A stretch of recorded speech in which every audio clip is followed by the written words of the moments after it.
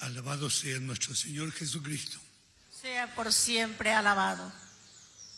Saludo al obispo de la diócesis de Cacupé, quien me presentó, Monseñor Ricardo Valenzuela, suelo decir el obispo bueno.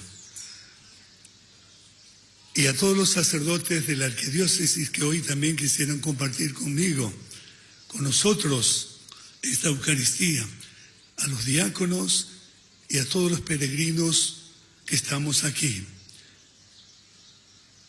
Hemos comenzado el tercer año del trienio de la juventud, justamente a los pies de María Inmaculada Concepción, en esta serranía de Cacupé. El tercer año resonarán nuestros corazones con fuerza, produzcan mucho fruto. El tema que nos corresponde es producir buenos frutos, exige dejarse podar por el Padre. Para producir mucho fruto hace falta una intervención del Padre, del viñador. Jesús dice, todo sarmiento que no da fruto en mí, lo corta.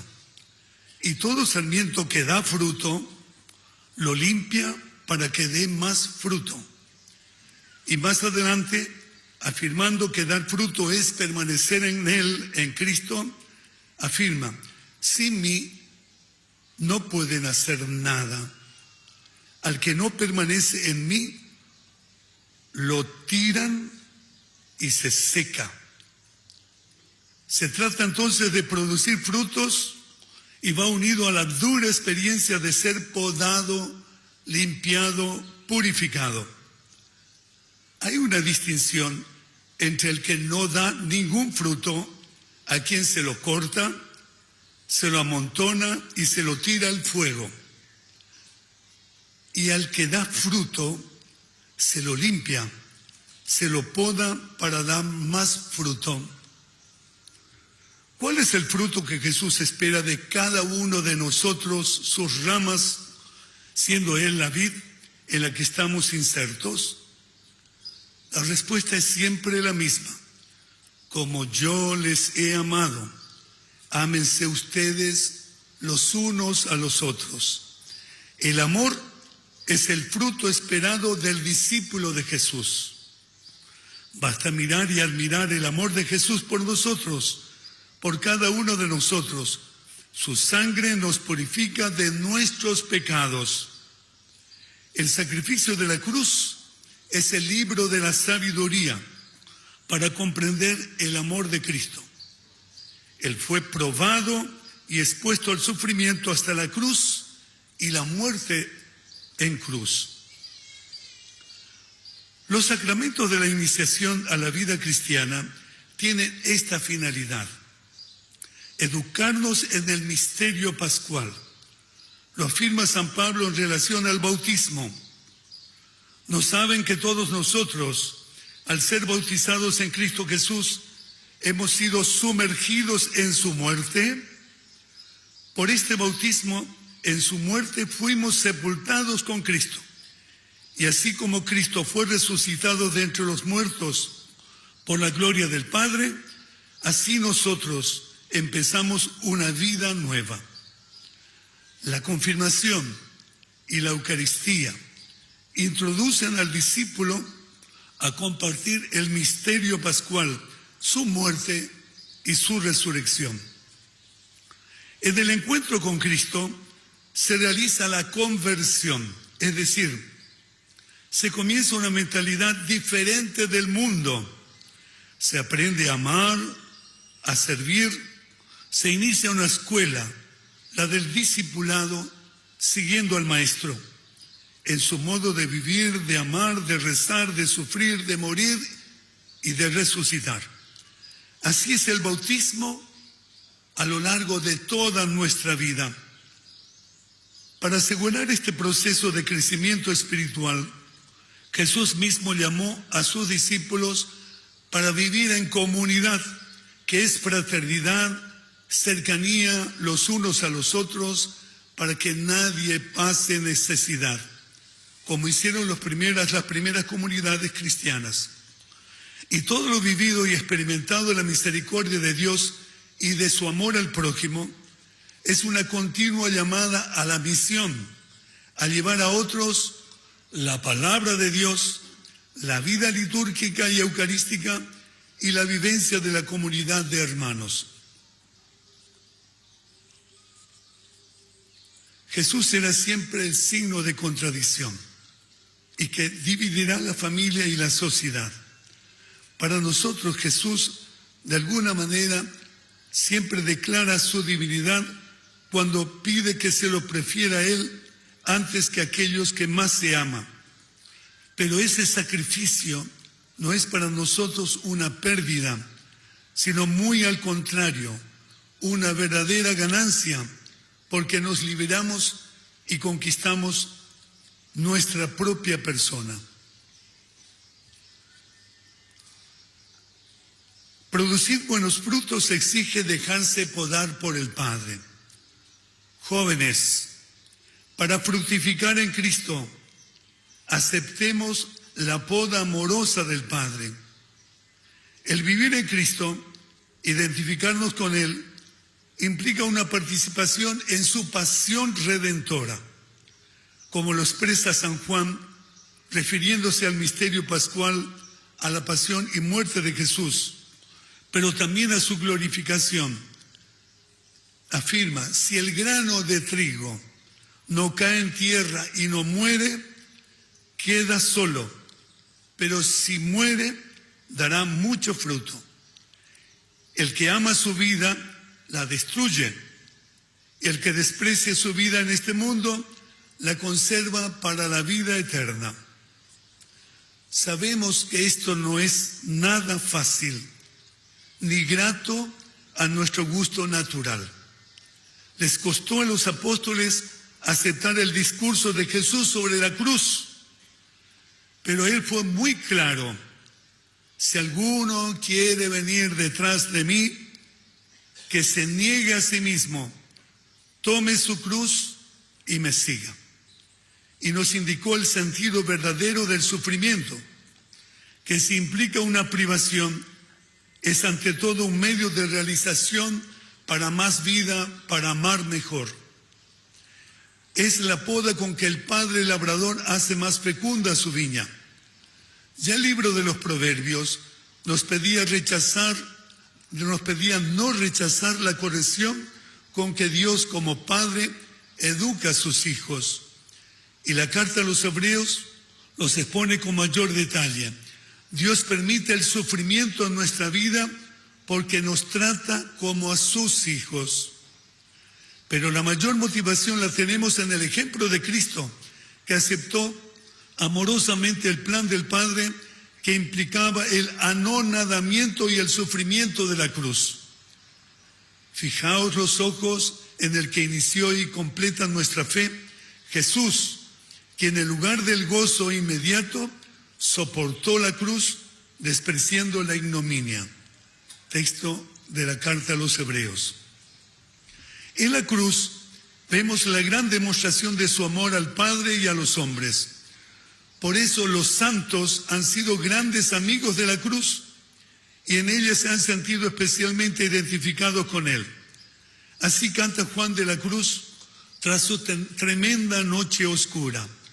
Oh noche que guiaste, oh noche amable más que la alborada, oh noche que juntaste amado con amada, amado en el amado transformado.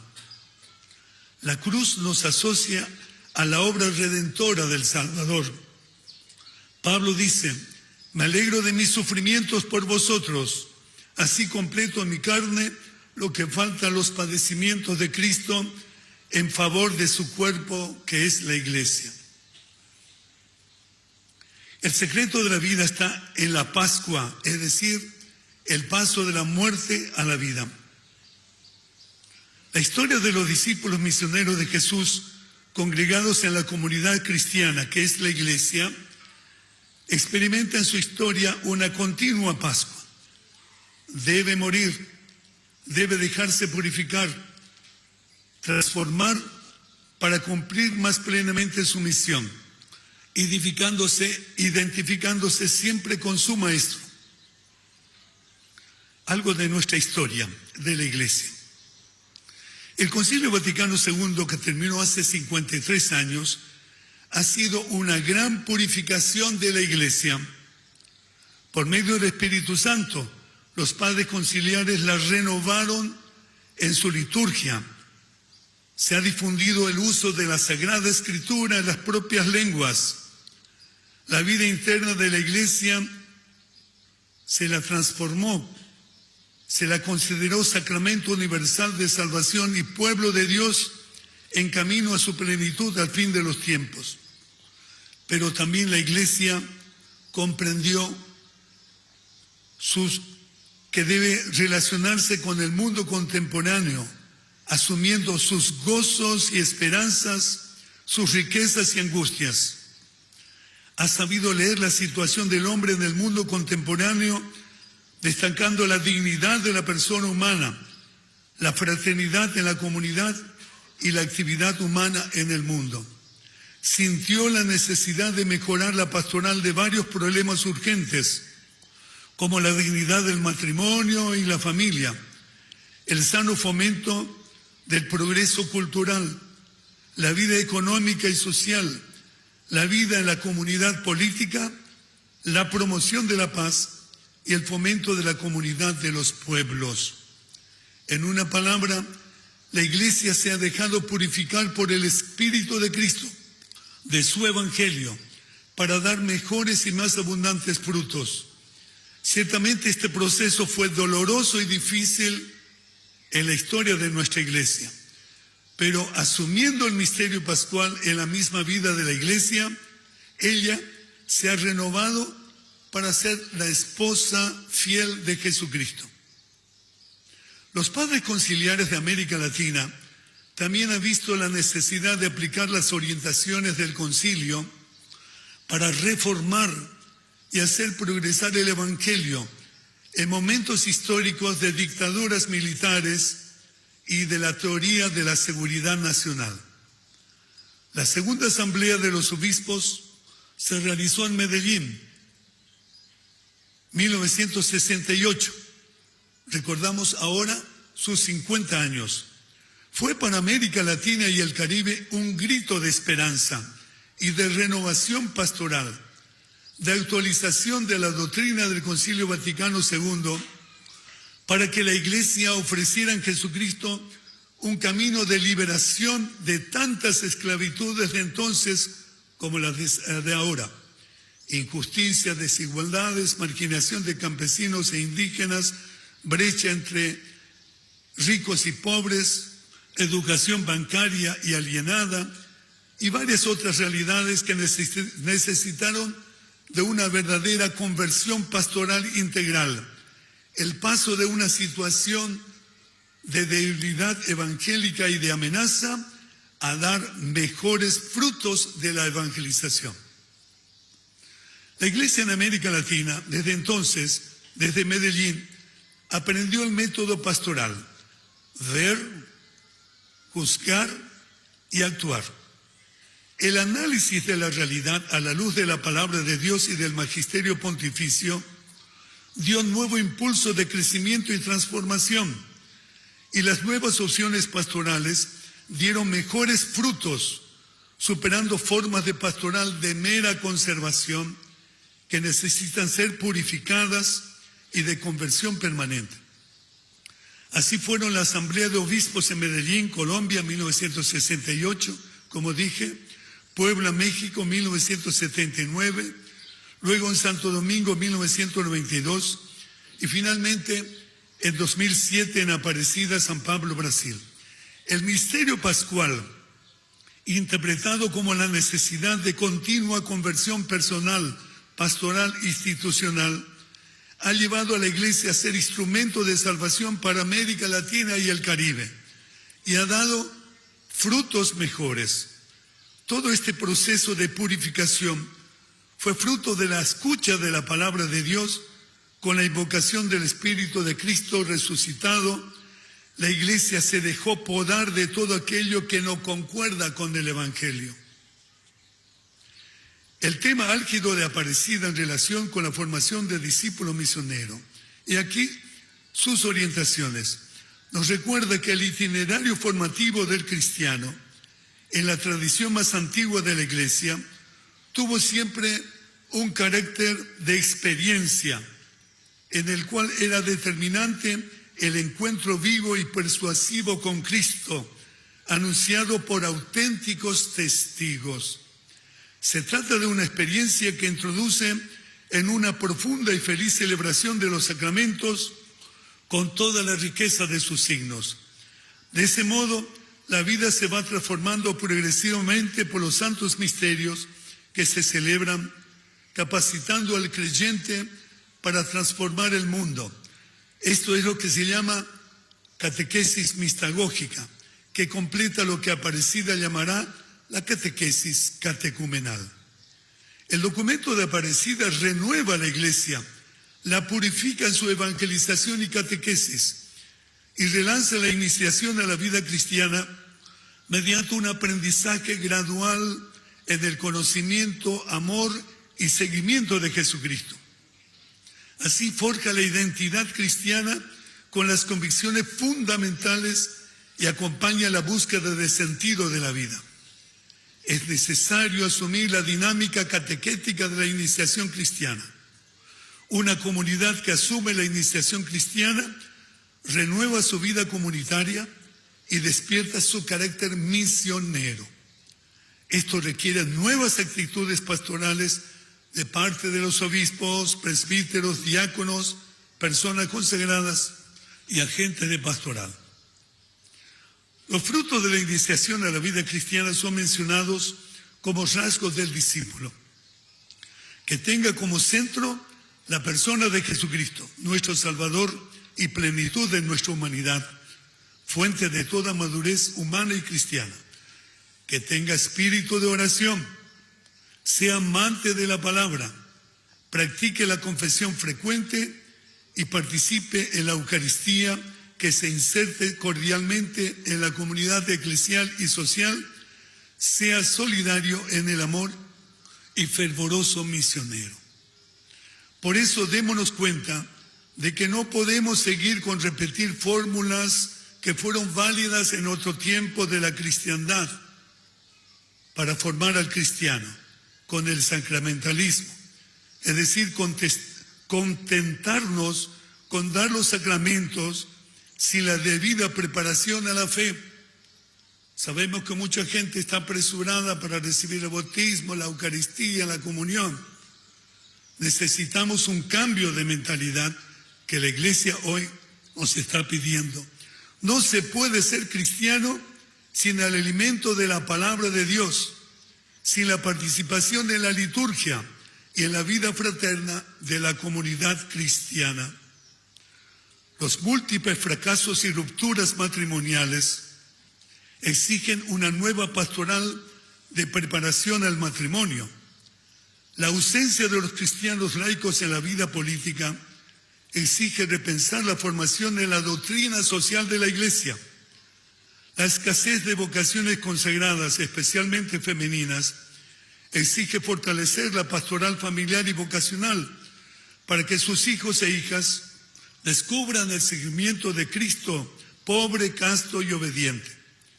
La falta o la poca incidencia del servicio de desarrollo humano, es decir, de la pastoral social, en nuestras parroquias y en las diócesis, exige mayor promoción de la solidaridad, de la misericordia, en vista a satisfacer las necesidades básicas del hermano pobre y abandonado.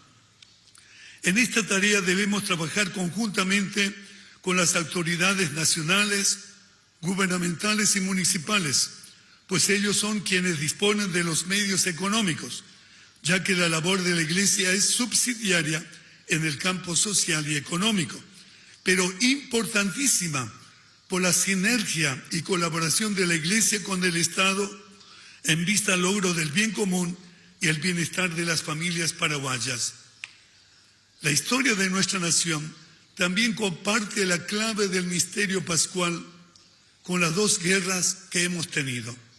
Fueron momentos históricos de sufrimiento y penurias que forjaron el templo moral de la nación. Entonces, el protagonismo de la mujer paraguaya se hizo cada vez más evidente en la reconstrucción del país, después sobre todo de la hecatombe de 1870. Ellas, nuestras madres, cultivaron la fe cristiana, el cuidado de la lengua guaraní y la cultura paraguaya, ayudando a asumir los nuevos e inmensos desafíos de la posguerra. Hay mucho para destacar de la heroicidad de nuestro pueblo ante la adversidad y toda clase de sufrimiento. Gracias a Dios, nuestra nación paraguaya hoy sigue en pie con los valores cristianos, defendiendo la familia, el matrimonio entre varón y mujer, la vida por nacer y el cuidado de los ancianos y enfermos con mucho cariño de la propia familia. Es cierto, hay mucho aún que crecer y favorecer al bien común y la dignificación de cada ciudadano. Las críticas y denuncias que mis hermanos obispos y sacerdotes desde este púlpito han manifestado son importantes para la purificación moral y el logro de la justicia y la paz en todos los ámbitos de la vida social y cultural. Sabemos el momento difícil en que vivimos hoy. La globalización del dinero y del placer y del consumo, la globalización de las nuevas ideologías impuestas por las Naciones Unidas son una nueva dictadura cultural que influyen fuertemente sobre nosotros y sobre nuestros queridos jóvenes. Algunos de ellos, lastimosamente, los más vulnerables son víctimas de vicios que los esclavizan con la drogadicción, la prostitución, el alcohol, el cigarrillo. Al no tener un empleo digno, recurren a pandillas de violentos, exponiéndose a la muerte y al sinsentido. ¿Cuánto trabajo pastoral educativo tenemos juntos ante esa enorme y dolorosa realidad de nuestros jóvenes? También el actual momento de nuestro país exige purificación y oración de nuestra parte. Me parece necesario destacar la necesidad de dejarnos purificar de actitudes que no favorecen hoy a nuestra historia patria. Ante la actual situación de crispación entre los políticos y que pone en peligro la convivencia democrática y la gobernanza, es indispensable una mesa de diálogo, superando rivalidades e intereses parciales, aunque éstas parezcan importantes. La búsqueda del bien común, el amor a la patria, deberá primar para encontrar soluciones que superan actitudes de injusticia y de impunidad y más bien se realice la verdad y el cumplimiento de las leyes nacionales. No aprovecha la nación paraguaya la desaveniencia entre los políticos. Como suele repetir el Papa Francisco, el diálogo es el camino para llegar a metas superiores a los propios intereses y eso exige humildad, sinceridad, búsqueda de nuevas formas de colaboración y de entendimiento en objetivos nuevos y válidos para ambos. Les invito a rezar desde esta Basílica Santuario de la Inmaculada Concepción para que los corazones estén abiertos a la búsqueda de soluciones adecuadas para el actual momento difícil de la convivencia social y política. Nos damos cuenta también que la política como la economía necesitan de purificación para que el país dé más abundantes frutos de desarrollo integral sustentable para todas las familias y los ciudadanos. Miremos cómo nuestra Beata María Felicia de Jesús Sacramentado, la Chiquitunga, ha recibido durante toda su vida la poda y la purificación para llegar a ofrecerse todo por el Señor. Su fórmula química T2OS nos recuerda el proceso pascual que la llevó a la santidad.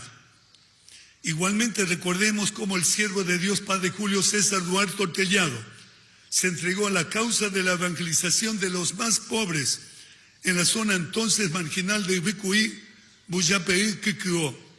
En esos lugares se dejó purificar por la gracia del Señor y encontró el camino de la santificación en el servicio a los más pobres. Finalmente, quiero poner como ejemplo para los jóvenes, estos que están aquí a mi derecha, estos jóvenes aquí, jóvenes que han fundado en Areguá la comunidad Cenáculo. Todos ellos han pasado por la experiencia terrible de la destrucción de sí, de su cuerpo, de su mente, debido al consumo de las drogas. En la desesperación de sus familias y de ellos mismos, entraron en una comunidad fundada por la madre Elvira, la comunidad Cenáculo. Ella los acogió para la sanación espiritual y corporal mediante 3 fuerzas sanadoras: el trabajo, la comunidad fraterna y la vida de oración y de adoración eucarística. Una vez sanados, como son ellos, experimentaron la resurrección de Cristo en sus vidas. Ahora se comprometen con la misma metodología a recuperar la salud física y espiritual de otros muchos jóvenes drogadictos. Demos gracias a Dios porque ellos se dejaron purificar, sometiéndose a una difícil y prolongada sanación que les permitió resucitar a una vida nueva, recuperando la dignidad de hijos de Dios. Queridos jóvenes, para producir frutos más abundantes es preciso el sacrificio, la dedicación, el esfuerzo, tanto para el estudio, el trabajo, como para la vida cristiana de oración y participación en la comunidad fraterna. El ejemplo es la cruz del Redentor, expresión máxima de su amor por nosotros. Que la Virgen Santísima, la Inmaculada Concepción, la mujer gloriosa en el cielo, los acompañe en el duro proceso de poda, de purificación y perfeccionamiento humano y cristiano que el Padre Dios realiza en sus vidas. María Santísima, intercede por tus hijos jóvenes, defiéndelos del mal y de los atractivos engañosos del mundo, para que sean discípulos misioneros y ciudadanos honestos de nuestra nación. Que así sea.